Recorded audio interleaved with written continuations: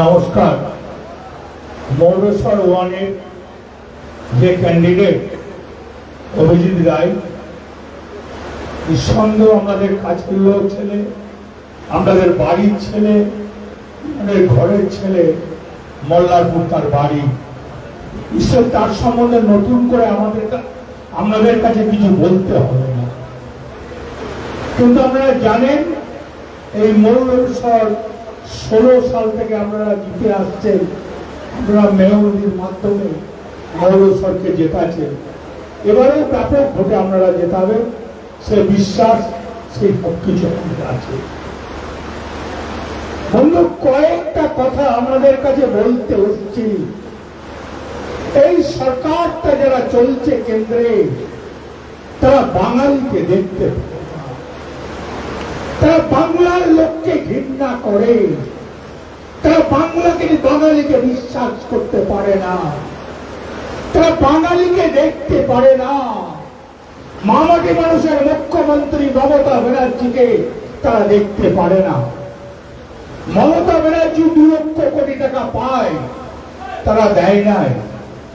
এদের সম্বন্ধে বলতে গেলে অনেক কথা বলা যায়।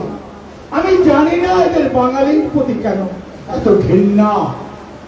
বাংলা তো কোনো দোষ করে নাই, বাংলায় তো সবকিছু দেখিয়েছে, বাংলা তো চলতে শিখিয়েছে, বাংলা তো রাস্তা দেখিয়েছে। আর ব্রিটিশ সরকারকে তাড়াবার জন্য কার অবদান? এই বাঙালির অবদান। নেতাজি সুভাষচন্দ্র বোস, তিনি বাঙালি। বিজয় বাদল দীনেশ, তিনি বাঙালি। ক্ষুদিরাম, তিনিও বাঙালি। তাহলে বাঙালিদের প্রতি তোমার এত এলার্জি কেন? তুই বাংলার মানুষকে দেখতে পারো না। 245 জন বাঙালিকে তোমরা পিটিয়ে মেরে দিয়েছ বাংলাদেশি বলে। বাংলায় কথা বললে তোমরা বলে বাংলাদেশি। হে আল্লাহ, হে ঈশ্বর, এদের বিচার করো। এটা মানুষ হবে না।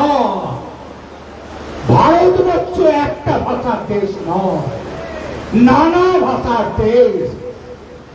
শুধু খালি বাংলা, বিহারের কথা বলে, উড়িষ্যার কথা বলে, তামিলনাড়ুর কথা বলে, অন্ধ্রের কথা বলে, কর্ণাটকের কথা বলে, তেলেঙ্গানার কথা বলে,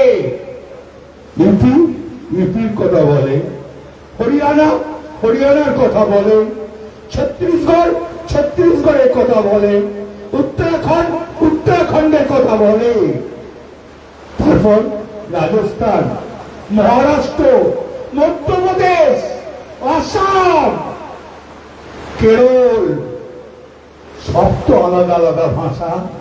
এটাও তেমনি বাংলা ভাষা। পৃথিবীর বাংলা ভাষা 2 নম্বরে। বাংলা ভাষা আজকে নয়। তুমি বাঙালিকে ঘৃণা করতে পারো না। কেন তোমার এত রাগ? কেন বাঙালিকে দেখতে পারো না?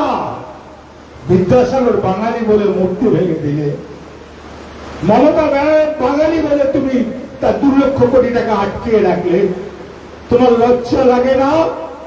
তুমি 100 দিনের কাজের টাকা বন্ধ করলে, তুমি আবাস যোজনার টাকা বন্ধ করলে, তুমি কি বন্ধ করো নাই? জয় হিন্দ, বন্দে মাতরম। মমতা ব্যানার্জি জিন্দাবাদ, তৃণমূল কংগ্রেস জিন্দাবাদ, অভিষেক ব্যানার্জি জিন্দাবাদ।